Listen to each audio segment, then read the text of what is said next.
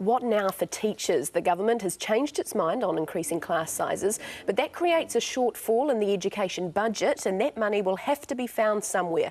We're joined now by Leckie from the New Zealand Educational Institute. Ian, you would be very happy man this morning, I'm sure. Yes, we're delighted with the reversal of the decision, and I think throughout the country is a collective sense of relief from parents, from schools, and from those in the education sector.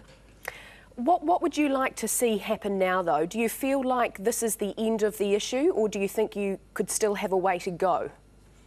Well, we've been assured this is the end of the class size issue, and schools have already been informed and have their staffing ratios confirmed for next year. There are always issues in education that are affecting the front line, and of course we will continue to have discussions and talk with our members, talk with the public around the issues of education. We've been talking this morning about whether Hikia Parata should in fact stand down. What's your opinion on that?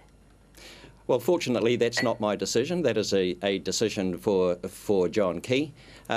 Certainly what we can say is that there was a brave move there by the Minister to actually recognise that the policy was not going to bring about the outcomes in education she was seeking, and to advise government and announce a decision to reverse it. We're very pleased to have seen her do that.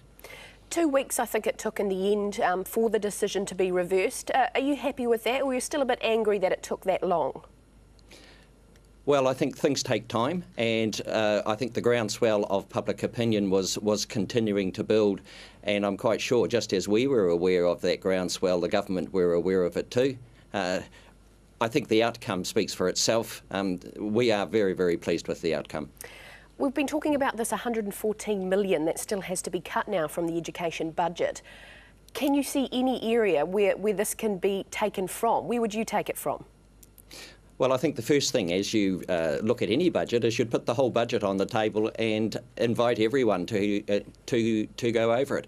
I think there's always a start point in saying what new initiatives are we introducing that we could either delay or put on hold or not do. And obviously expensive performance pay systems are one, charter school systems that are going to be very expensive are another.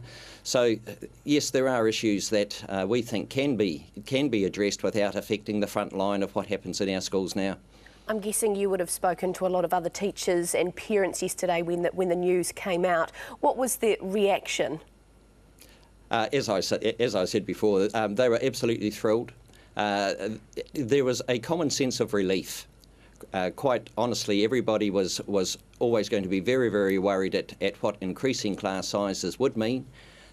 So the relief now that we can get on with the job in the current environment where New Zealand does have a world-leading education system, we can get on with the job, and I'm sure that's the message inside every school. That's what every teacher is telling me.